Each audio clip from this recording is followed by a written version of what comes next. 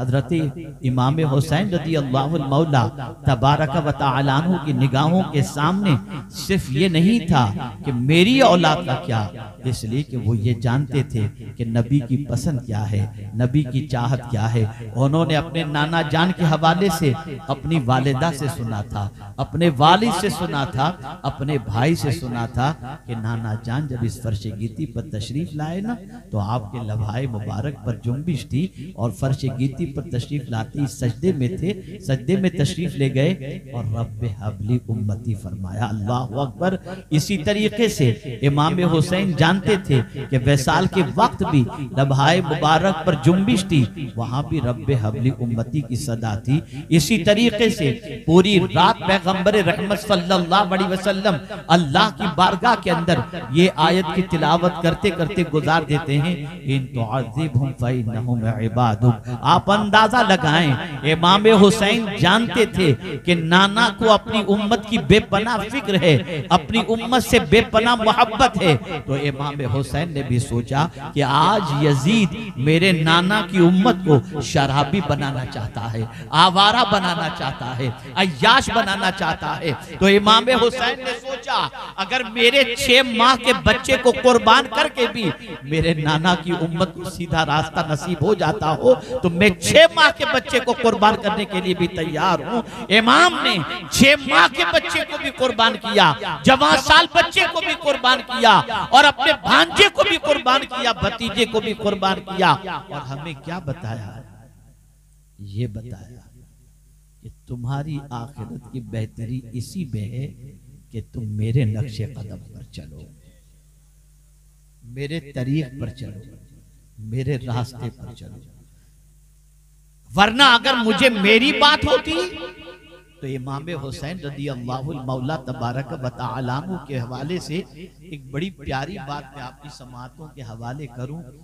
दुनिया को डिग्री मिलती है, दुनिया के इंसान को इम्तिहान के बाद, इम्तिहान के बाद डिग्री मिलती है। लेकिन ए हसन व हुसैन आपकी अजमतों पर कुर्बान, इम्तिहान से पहले ही मुस्तफा ने नौजवाना ने जन्नत के सरदार की डिग्री अता फरमा दी। आप जरा देखें और अंदाजा लगाएं। ए रसूल गिरामी वक़ार सल्लल्लाहु तआला अलैहि वसल्लम के दीवानों, ताजदारे करबला इमाम हुसैन रज़ी अल्लाहु तआला अन्हु की याद की महफिल में आने वाला मुझे अफसोस होता है, बड़ी मादरत के साथ मैं अर्ज करता हूँ, सदियों से जिक्र इमाम चल रहा है, लेकिन जरा देख लीजिए आप कितना फर्क आया। बल्कि आज मैं बता दूं, मैं ये तो नहीं कह सकता कि बिल्कुल फर्क नहीं होगा, लेकिन करबला के ताजदार की शहादत के वाकयात को सुनने के बाद हमारी जिंदगी में क्या फर्क पड़ता है, क्या सबक हासिल करते हैं? क्या हमने ये आज़्म किया कि हम इमाम के नक्शे कदम पर चलेंगे? नहीं। क्या हमारी जिंदगी गुनाहों से बचने में गुजरने के सिलसिले में हमने अहद किया? नहीं। हमने गुनाहों से अपना रिश्ता तोड़ा? नहीं। हमने भाइयों के हुकूक अदा करने का आज़्म किया? नहीं। कुछ भी नहीं, बस आते हैं, सुनते हैं, खाते हैं, न्याज लेते हैं, चलते बन जाते हैं। इन रस्मों से बाहर आओ, इन रस्मों से बाहर आओ, इस चीज की तरफ अपनी तवज्जो को मबजूल करो।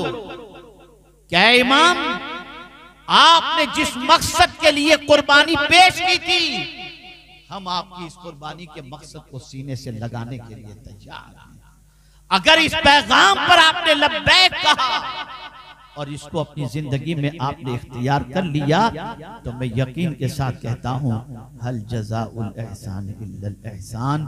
याद रखिएगा, इमाम हुसैन तो वो सखी इब्ने सखी हैं कि अगर कोई उनके पैगाम पर अमल कर ले तो वो अपने पैगाम पर अमल करने वाले को उस वक्त तक वो खुद जन्नत में नहीं जाएंगे जब तक कि उसको अपने साथ लेकर के जन्नत में तशरीफ न ले जाए। अब आइए मैं आपको समझाऊं, थोड़ा सा समझते चलिए।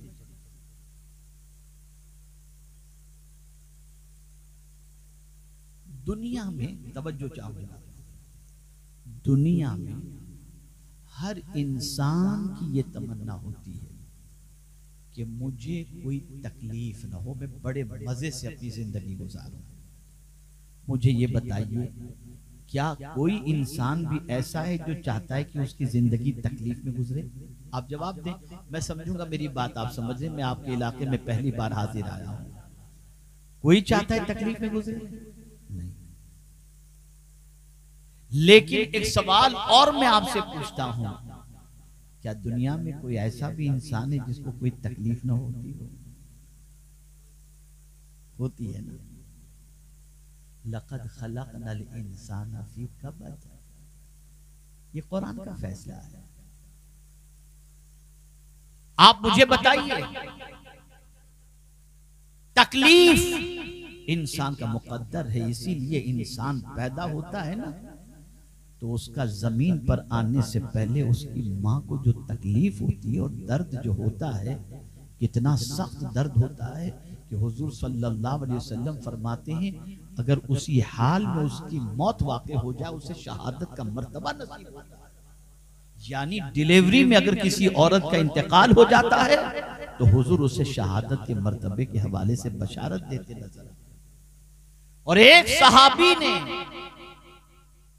अपनी वालिदा को कांधे पर उठाकर कई किलोमीटर का सफर तय किया और फिर हुजूर से पूछा, क्या मेरी माँ के हक को मैंने अदा कर दिया?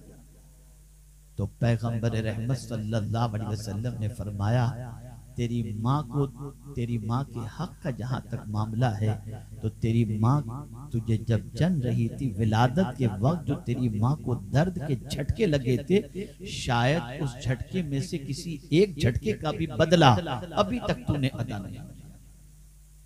आप जरा सोचो, इतनी तकलीफ, इतनी तकलीफ। तो ये दुनिया तकलीफों की जगह है, ये राहत की जगह नहीं। और तकलीफ से मुराद आप ये ना समझें कि कोई आपको मारे, कोई आपको परेशान करे, आप बीमार रहें, ये नहीं। हर किस्म की तकलीफ, किसी के जुमले आपको तकलीफ पहुंचाते हैं, किसी की बात आपको तकलीफ पहुंचाती है, लेकिन मैं आपको आज थोड़ी सी तकलीफ को समझाऊंगा कि तकलीफ में करना क्या है। कभी कभी ऐसा होता है ना कि हम बहुत बेगुनाह होते हैं, लेकिन पीछे से कोई हमारी बुराई कर रहा होता है, कान तक बात पहुंचती है, और जब ये कान पर बात पहुंचती है तो हमारा दिल टूट जाता है। तो हम क्या करते हैं, तवज्जो चाहूंगा, दिल टूटता है ना, यार मैं सच्चा आदमी, ये बखेड़ा खड़ा करके रखा है इन्होंने और हमारे पीछे से ऐसी ऐसी बातें कर रहे हैं, तो दिल दुखता है। तो हम क्या करते हैं, तवज्जो चाहूंगा, हम क्या करते हैं, बद्दुआ देते हैं, है ना, या क्या करते हैं, किसी बाबा के पास चले गए, जरा कुछ कर दो, बहुत सताता है। अगर कोई आलिम है, आमिल है, तो वो आपकी हिफाजत का तो इंतजाम कर देंगे, सही मानों में अगर कुछ है तो, ऐसे ही नहीं। चलिए यहां भी एक बात याद आ गई, थोड़ा करेक्शन करता हुआ चलो। आज की पोजीशन में लोग करामत के इतने शौकीन हो गए हैं कि हर मैले कुचेले आदमी को देखने के बाद समझते हैं कि ये बाबा बहुत पहुंचे हुए। एक बार इन्होंने ये कह दिया था, बस हो गया, बड़ी करामत है। अब मैं आपसे एक सवाल पूछता हूं, करबला में इतना पहाड़, इतना बड़ा पहाड़ मुसीबत का, अगर ताजदारे करबला दुआ करते तो पहाड़ हिल न जाता, हट न जाता। कोई मुझे बता दे कि इमाम हुसैन ने करबला में इस मुसीबत से, मुसीबत की दूरी के लिए दुआ की हो? अरे हद तो ये है कि विलादत के साथ ही शहादत की शोहरत, नाना जान भी दुआ नहीं कर रहे, इम्तिहान न हो, वालिद भी दुआ नहीं कर रहे हैं कि इम्तिहान न हो, बल्कि उस जगह की मिट्टी को पेश किया जाता है कि जब ये खून हो जाए तो समझ लेना कि हुसैन शहीद हो गए। अब जरा सोचो, बहुत समझने की बात है, बहुत समझने की बात है। आज इंसान करामतों के पीछे भागता है, ये नहीं देखता कि जिसको वो साहिब करामत समझ रहा है वो नमाज पढ़ता भी है कि नहीं पढ़ता, वो शरीयत पर अमल करता भी है कि नहीं करता, हलालो हराम का ख्याल करता है कि नहीं करता, खवातीन के साथ उसके रवैये क्या हैं, इन सारी चीजों की वो परवाह नहीं करता। वो तो बस बड़े पहुंचे हुए बाबा हैं, करके चला खुद भी और लेके भी चला खवातीन को, और कहता है ये बड़े पहुंचे हुए हैं और ये सारी चीजें होती हैं। मैं आपसे पूछता हूँ, आपकी छोटी सी मुसीबत दूर करने के लिए न जाने आप कहाँ कहाँ जाते हैं। ऐ करबला के ताजदार, इतनी बड़ी मुसीबत कि बच्चा भी शहीद हो गया, नौजवाना ने अहले बैत भी शहीद हो गए, आप क्यों दुआ नहीं कर रहे हैं? तवज्जो चाहो, शायद जिंदगी भर का एक कंफ्यूजन आपका दूर हो जाए। मैं गुज़िश्ता जुम्मा को तफसीर पढ़ रहा था फजर की नमाज के बाद, तो पढ़ते हुए मैं किसी एक और आयत की तफसीर तलाश कर रहा था, लेकिन एक तफसीर मेरे सामने आई और उस तफसीर को जब मैं देखने लगा फहरिस्त, तो वहां पर जो है वो सूरह फातिहा की तफसीर के अंदर टाइटल जो था फहरिस्त के अंदर वो ये था, इस्तिकामत न के करामत।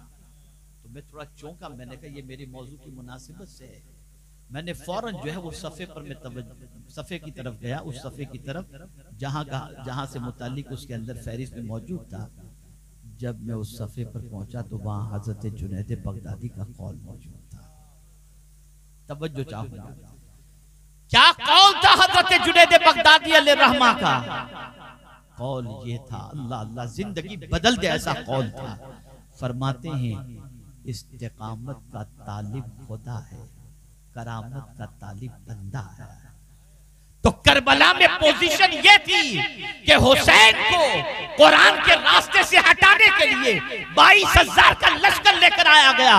तो हुसैन ने कहा आज करामत नहीं दिखाऊंगा, आज इस्तिकामत दिखाऊंगा। लगा ले तुझे जितनी ताकत लगानी है, हुसैन का एक कदम भी कुरान से हटेगा नहीं, शरीयत से नहीं हटेगा। पता चला शरीयत पर कायम रहना इससे बढ़कर के कोई दूसरी करामत नहीं। नारे तकबीर, नारे रिसालत, मसलके आला हजरत हजरत अल्लामा मौलाना शाकिर अली नूरी साहिब निबला। इस्तिकामत सबसे बड़ी करामत है।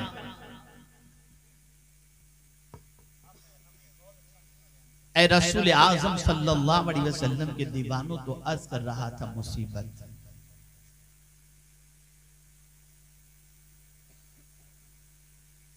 आक़ाए करीम सल्लल्लाहु ताला अलैहि वसल्लम इरशाद फरमाते हैं, दीन के रास्ते में सबसे ज्यादा मैं सताया गया,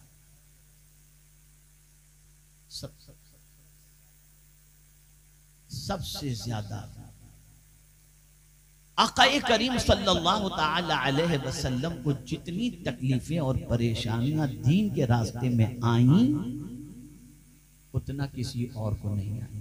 और फिर इस हदीस का आखिरी टुकड़ा भी देखिए, हुजूर सल्लल्लाहु अलैहि वसल्लम फरमाते हैं, जो जितना ज्यादा दीनदार होगा उतनी ही ज्यादा उसकी आजमाइश होगी। जो जितना दीन में कमजोर होगा आजमाइश भी उतनी कमजोर होगी। अब सवाल ये पैदा होता है, या अल्लाह तू तो सब जानता है, फिर ये इम्तिहान क्यों? तो कुरान कहता है अहसिबन नास अन युतरकू अन यक़ूलू आमन्ना व हुम ला युफ्तनून व लक़द फतन्ना अल्लज़ीना मिन क़ब्लिहिम फलयअलमन्ना अल्लाहु अल्लज़ीना सदक़ू व लयअलमन्ना अल-काज़िबीन। इतना कहने पर नहीं छोड़ दिए जाओगे कि हम ईमान लाए, इम्तिहान होगा। और इम्तिहान के जरिए अल्लाह दुनिया को दिखाएगा कि कौन सच्चा है और कौन झूठा। आज हमारा भी इम्तिहान होता है, 2 टके का इम्तिहान, फिसल जाता है यार, पटक से झूठ निकल गया और दावा हम गुलामे रसूल हैं, चंद टकों में फिसल गया।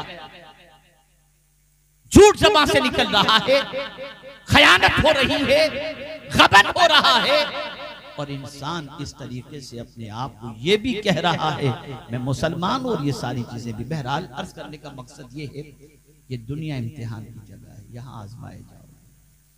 तो अर्ज ये कर रहा था, हमें कोई सताता है, कोई बात कानों तक पहुंचती है, तो हम क्या करते हैं? क्या करते हैं? बद्दुआ करते हैं। टेंशन में आकर, तवज्जो चाहूंगा, कुछ लोग टेंशन में आकर सिगरेट पीना शुरू कर देते हैं, टीवी देखना शुरू कर देते हैं कि यार रिलैक्स मिलेगा, और आगे बढ़कर कुछ लोग नशा करना शुरू कर देते हैं कि इससे थोड़ा सा टेंशन हल्का होगा। आप टेंशन बढ़ा रहे हो, हल्का नहीं कर रहे।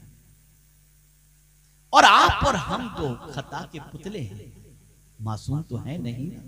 लेकिन आज ये मैं आपको बताऊं, इस पर भी पैगंबर रहमत सल्लल्लाहु ताला अलैहि वसल्लम की अल्लाह अज़्ज़ व जल्ल ने तरबियत फरमाई।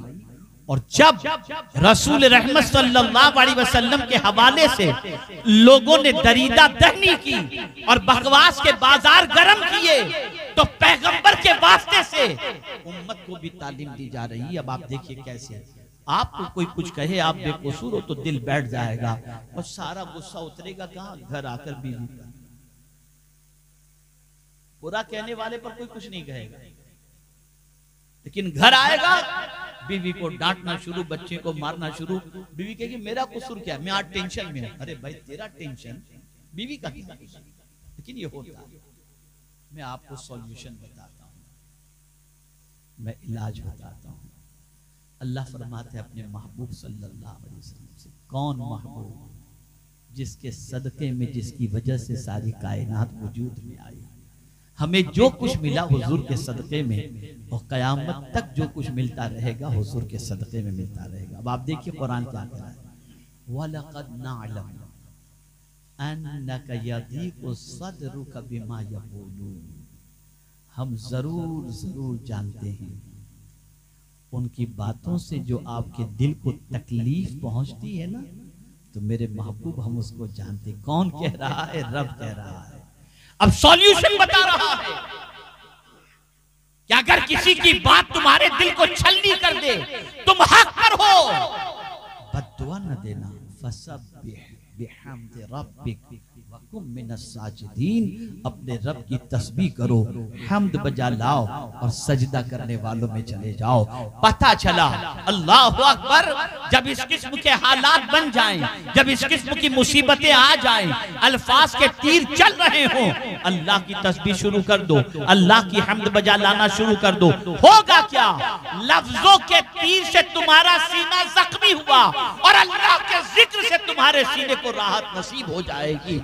रसूल आज़म सल्लल्लाहु ताला अलैहि वसल्लम के दीवानों, तो ये दुनिया मुसीबत की जगह है, यहाँ मुसीबत ही मुसीबत है, परेशानी ही परेशानी है। लेकिन कुर्बान जाइए इन मुसीबतों की भी अजमत पर, इन मुसीबतों की भी अजमत पर, कि ये मुसीबत भी बड़ा ऊंचा मकाम रखती हैं। कि मेरे आका सल्लल्लाहु अलैहि वसल्लम फरमाते हैं, अगर जूते का तिस्मा टूट जाए और उससे जो तुम्हें तकलीफ पहुंचती है, हुजूर फरमाते हैं उससे भी अल्लाह तुम्हारे गुनाहों को माफ फरमा देता है। कोई मुसीबत ऐसी नहीं, या जिसकी वजह से दर्जा बुलंद ना हो रहा हो, या जिसकी वजह से खताएं माफ ना हो रही हो। हम जैसों की खताएं माफ होती हैं, अल्लाह वालों के दर्जात बुलंद होते हैं। तो मेरे प्यारे आका सल्लल्लाहु ताला अलैहि वसल्लम के प्यारे दीवानों, अब आइए और थोड़ा समझाता हुआ चलूं। अल्लाह अज़्ज़ व जल्ल की शान ये है कि हर चीज को बतौर जरूरत पहले पेश फरमाया, और जिसको जरूरत थी उसको बाद में पैदा फरमाया। मिसाल के तौर पर इंसान को जरूरत थी आसमान की, तो इंसान को पहले पैदा नहीं फरमाया, आसमान को पहले पैदा फरमाया। इंसान को जरूरत थी जमीन की, तो जमीन पहले पैदा फरमाई, इंसान को बाद में पैदा फरमाया। आप देखते चले जाएं, और थोड़ा बहुत करीब ला करके समझा दूं, बच्चे को अल्लाह बाद में पैदा करता है, और माँ के सीने में दूध अल्लाह पहले पैदा कर देता है। अल्लाह अकबर, ये मेरे रब की शान है। ऐसे ही हर मुसीबत से पहले पहले मेरे करीम ने मुसीबत का इलाज पैदा फरमा दिया।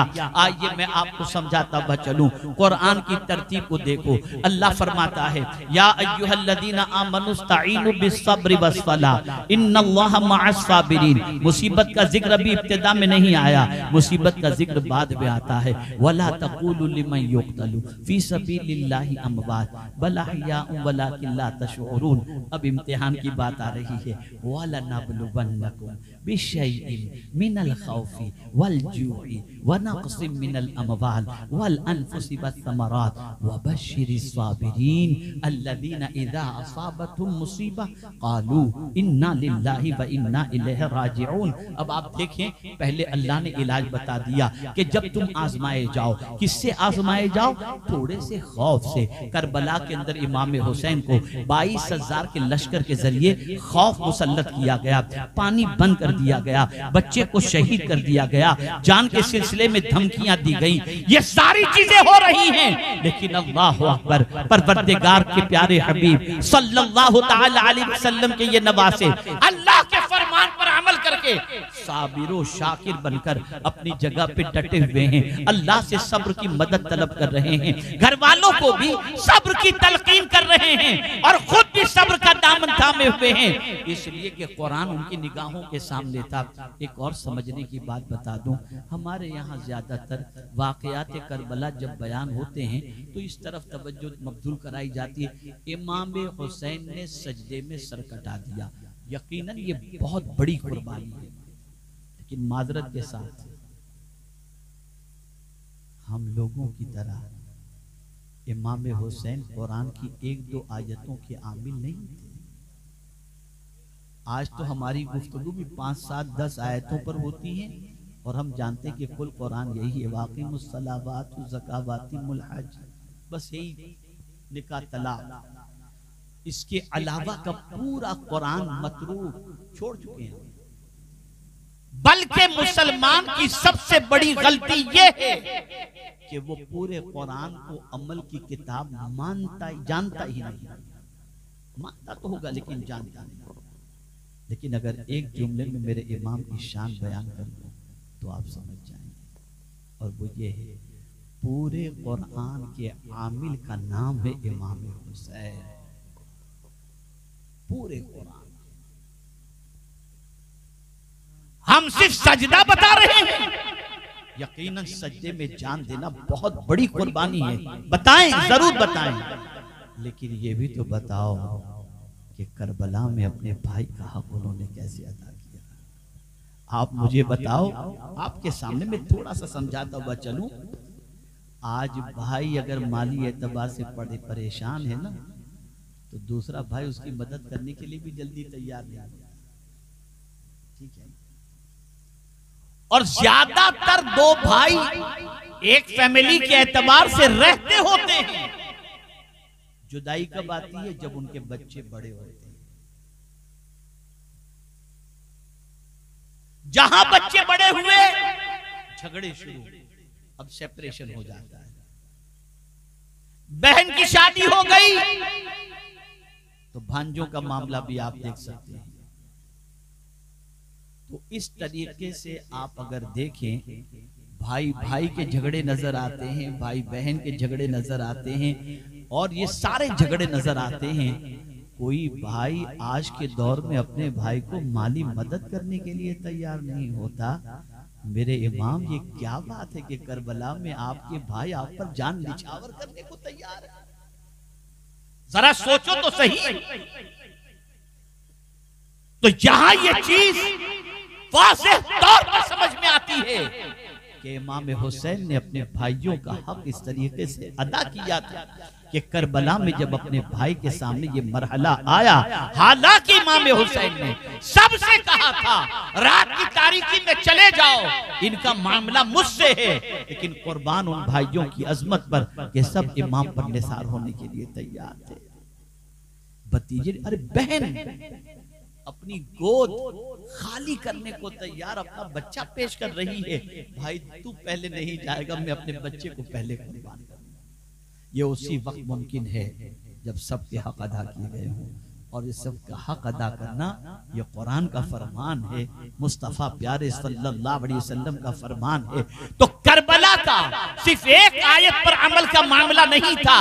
करबला में अगर इमाम हुसैन की जिंदगी को देखना है और समझना है तो यूं समझो पूरे कुरान मुकद्दस के आमिल का नाम है इमाम हुसैन। अब आप कुरान ने कहा कि जब तुम्हारी आजमाइश हो तो करना क्या है, इस्ताईनु मदद तलब। किससे? बिसब्र, सब्र से, वस्सला और नमाज से। सब्र से मदद तलब करो। इसलिए कि मैं आपको बताऊं, मौलाना रूम रहमतुल्लाह ताला अलैह फरमाते हैं, मैंने सारी तस्बीहात का जायजा लिया लेकिन मुझे कोई तस्बीह भी सब्र से बड़ी तस्बीह नजर नहीं।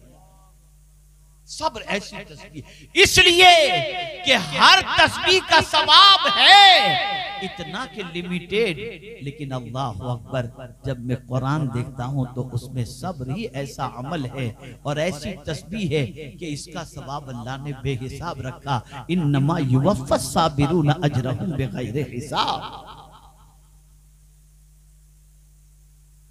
हज़रत लुक़मान ने अपने बेटे को किस चीज की नसीहत की? या बुनय्या अक़िमिस सलाह वअमुर बिल मारूफ वन्हा अनिल मुनकर वस्बिर अला मा असाबक इन्न ज़ालिका मिन अज़्मिल उमूर। हज़रत इब्राहिम अलैहिस्सलाम ने अपने बेटे को किस चीज से तरबियत फरमाई थी? जो तरबियत पुकार उठी जब हलक पे छुरी चलाने का इरादा आपने फरमाया तो यही तो कहा था, या अबती फ़अल मा तुअमर सतजिदुनी इंशाअल्लाहु मिनस साबिरीन। अरे हुजूर से भी रब ने फरमाया वस्बिर कमा सबरा उलुल अज़्म मिनर रुसूल।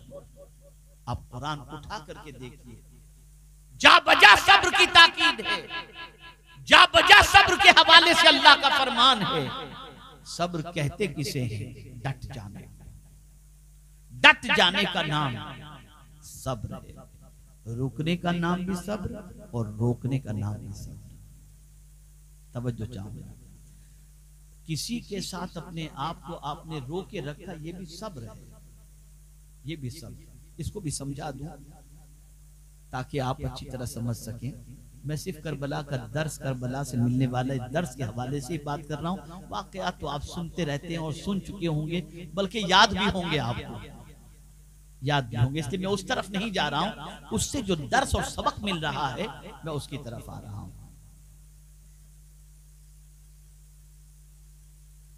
किसी के साथ अपने आप को रोके रखना, इसका नाम भी है सब्र। किसके साथ हम अपने आप को रोके रखते हैं? जरा थोड़े ठंडे दिमाग से सोचिए। और अल्लाह ने हुजूर सल्लल्लाहु अलैहि वसल्लम को किसके साथ खुद को रोकने के हवाले से फरमाया? रब फरमाता है हुजूर सल्लल्लाहु अलैहि वसल्लम से, वास्बिर नफ्सका मअल्लज़ीना यदऊना रब्बहुम बिलगदाति वल अशी। अपने आप को उन लोगों के साथ रोके रखिए जो सुबह शाम अल्लाह को याद करते हैं। ए रसूल आज़म सल्लल्लाहु ताला अलैहि वसल्लम के दीवानों, तो अर्ज करने का मंशा ये है कि सब्र से अल्लाह की बारगाह में मदद तलब करो। मुसीबत आ जाए शिकवा न करो, सब्र के दामन को थामो, सब्र के पहाड़ बन जाओ। अल्लाह अकबर। सब्र ऐसा हथियार है और ऐसा अमल है कि सब्र के बलबूते पर आपको बेहिसाब अज्र भी मिलेगा और रब्बे कदीर जल्ल जलालहू सब्र की बुनियाद पर मुसीबतों को दूर भी फरमा देगा। कुरान कहता है वमा युलक्काहा इल्लल्लज़ीना सबरू वमा युलक्काहा इल्ला ज़ू हज़्ज़िन अज़ीम। बहुत सारा मकाम इंसान को सब्र की बुनियाद पर मिल जाता है। और बहुत सारी चीजें इंसान को अल्लाह अज़्ज़ व जल्ल ने खुश नसीब बनाया है, तकदीर वाला बनाया है, तो उसे नसीब हो जाता है। ऐ रसूल आज़म सल्लल्लाहु अलैहि वसल्लम के दीवानों, तो सब्र बहुत बड़ी चीज है। रोके रखो उन लोगों के साथ जो सुबह शाम अल्लाह को याद करते हैं, जो अल्लाह का जिक्र करते हैं। अब आइए सलात की तरफ थोड़ा सा चलते हैं, इसलिए कि तबीयत भी अब ज्यादा साथ नहीं दे रही कि मैं तफसीली गुफ्तगू कर सकूं। लेकिन मैं आपको बताऊं, आज थोड़ी सी तकलीफ आई, हम शोर मचाना शुरू कर देते हैं, वावेला मचाना शुरू कर देते हैं, दामने सब्र हाथों से छूट जाता है। लेकिन अल्लाह के कुछ बंदे ऐसे भी हैं कि जब मुसीबत पड़ती है ना, वो शोर नहीं करते, जजा फजा नहीं करते, वो तो सिर्फ ये सोचते देने वाला कौन है। वो आने वाले को नहीं देखते, देने वाले को देखते। चाहे फिर नेमत मिले, चाहे उसकी तरफ से जो भी मिले, वो बसरो चश्म उसको कबूल कर लेते हैं। इसको कुरान ने वाज़ेह किया। आप बचना चाहते हैं मुसीबतों से, आप चाहते हैं तकालीफ की वादियों से निकल जाएं और मुसीबत में कोई ऐसा सहारा आपको मिल जाए जिस सहारे की बुनियाद पर मुसीबत का मुकाबला कर सकें, तो कुरान कहता है इन्नल इंसाना खुलिक़ा हलूआ इज़ा मस्सहु शर्रु जज़ूआ व इज़ा मस्सहुल खैरु मनूआ इल्लल मुसल्लीन अल्लज़ीना हुम अला सलातिहिम दाइमून। इंसान की पोजीशन कुरान बयान कर रहा है कि जब मुसीबत पहुंचती है तो शोर करता है, और जब खुशी पहुंचती है तो हाथ को रोक लेता है। लेकिन जो 5 वक्ता नमाज का मुस्तकिल पाबंद है, न वो मुसीबत में शोर करता है, न राहत में हाथ को रोकता है, बल्कि उसकी सिचुएशन ये होती है कि वो तो अल्लाह की याद में लगा रहता है, और यही नमाज उसे हौसला अता करती है, उसे ताकत अता करती है। मेरे प्यारे आका सल्लल्लाहु तआला अलैहि वसल्लम के प्यारे दीवानों, आज मुसलमान का हाल ये है, सर दर्द नमाज की छुट्टी, पैर दर्द नमाज की छुट्टी, धंधा चल रहा है नमाज की छुट्टी, सफर में है नमाज की छुट्टी, तकलीफ है नमाज की छुट्टी, बच्चा बीमार है नमाज की छुट्टी, अल अयाज़ु बिल्लाह, बल्कि कुछ भी तकलीफ नहीं है फिर भी नमाज की छुट्टी, फिर भी नमाज छोड़ देते हैं। लेकिन इमाम हुसैन ने दर्स दिया, इस्ताइनु बिस्सब्र वस्सलाह, पूरी जिंदगी सब्र की। आप सोचेंगे जिंदगी कहाँ पूरी सब्र में गुजरी, इमाम हुसैन ने तो सिर्फ करबला में सब्र किया। नहीं मियाँ, पूरी जिंदगी सब्र, पूरी जिंदगी। मैं दलील की रोशनी में समझाऊं, किसी मरीज से डॉक्टर कह दे कि चंद घंटों के बाद तुम इस दुनिया से कुछ कर जाओगे, तो उन चंद घंटों को गुजारना सब्र से खतरनाक चीज नहीं है, सब्र ही है। तो जिस हुसैन को विलादत के वक्त कह दिया गया हो कि करबला में तुम शहीद किए जाओगे, तो ये 56 साल तक की पूरी उम्र इमाम हुसैन ने सब्र, ये पूरा अरसा उन्होंने सब्र में गुजारा। और जब तरतीब देखी कुरान की कि सब्र का जिक्र पहले है और सलात का जिक्र बाद में है, तो फिर किसी और से मदद नहीं मांगी। जब जान देने का वक्त आया तो पूछा वक्त कौन सा है, और फिर सज्जे में जान लुटाकर बता दिया, ऐ कुरान की तरतीब तुझे मेरा सलाम, मैंने जिंदगी सब्र में गुजारी और इसमें सलात के हवाले से बाद में जिक्र है। अब सजदे में मैं जान कुर्बान करके अल्लाह की तरफ से इस मुस्तहे जान फजा को हासिल कर रहा हूँ। सब्र करने वाले के साथ भी अल्लाह और सजदा करने वाला खुदा से करीब हो जाता है।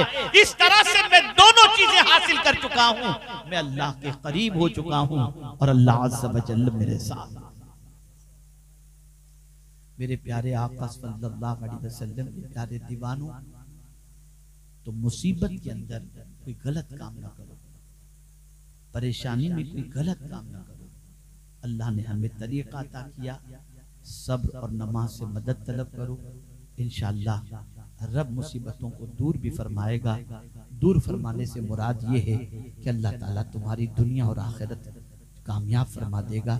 इमाम हुसैन बज़ाहिर तो नजर आ रहे हैं कि जान उन्होंने कुर्बान कर दी, हकीकत में ये है कि मर्तबे शहादत पर इस तरह से पहुंचे कि तारीख़ अंबिया के अंदर किसी भी नबी की औलाद को ऐसा मर्तबा और इस शान से अहले बैत ने कुर्बानी दी हो, ऐसी कुर्बानी किसी नबी की अहले बैत के अंदर नजर नहीं आती। ये सिर्फ मुस्तफ़ा के अहले बैत को ये मकाम और मर्तबा हासिल है।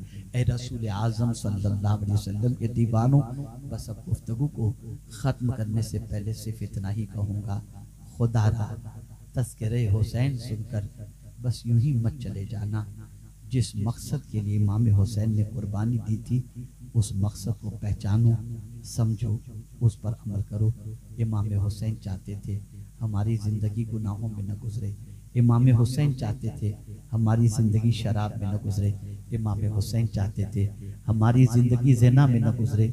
इमाम हुसैन चाहते थे हमारी ज़िंदगी जुए में न गुजरे। इमाम हुसैन चाहते थे हमारी ज़िंदगी कुरान के डायरेक्शन के मुताबिक और मुस्तफ़ा प्यारे सल्लल्लाहु अलैहि वसल्लम के उसवे हसना के मुताबिक गुजरे, ताकि हमारी दुनिया भी कामयाब और आखिरत भी कामयाब। अगर किसी के हाशिए ख्याल में ये बात हो कि इमाम तो वहाँ पर जान दे चुके, यजीद माअज़ल्लाह कामयाब हुआ, तो याद रखें मकसद सबसे बड़ी चीज़ हुआ करता है। यजीद का मकसद था हुसैन का हाथ अपने हाथ में लेना, यानी हुसैन से अपनी बैत करवाना, और हुसैन का मकसद था जान दे सकता हूँ, हाथ नहीं दे सकता। बताओ मकसद में कौन कामयाब रहा? तो जवाब मिलेगा मकसद में हुसैन कामयाब रहे। हुसैन कल भी फातेह थे, आज भी हैं, और क़यामत तक के लिए मेरे हुसैन फातेह हैं। अल्लाह रब्बुल इज़्ज़त जल्ल जलालहू, आक़ाए करीम सल्लल्लाहु अलैहि वसल्लम इज़्ज़त व तुफ़ैल मुझे आपको सबको ताजदारे करबला के नक्शे कदम पर चलने की तौफीक नसीब फरमाए, और परवरदिगार उनकी कुर्बानी के मकसद को समझकर उस मकसद को दिलो जान के अंदर उतारते हुए अपनी ज़िंदगी उनकी तालीमात पर गुजारने की तौफीक नसीब फरमाए। व मा अलैना इल्लल बलागुल मुबीन। अस्सलामु अलैकुम व रहमतुल्लाहि ताला।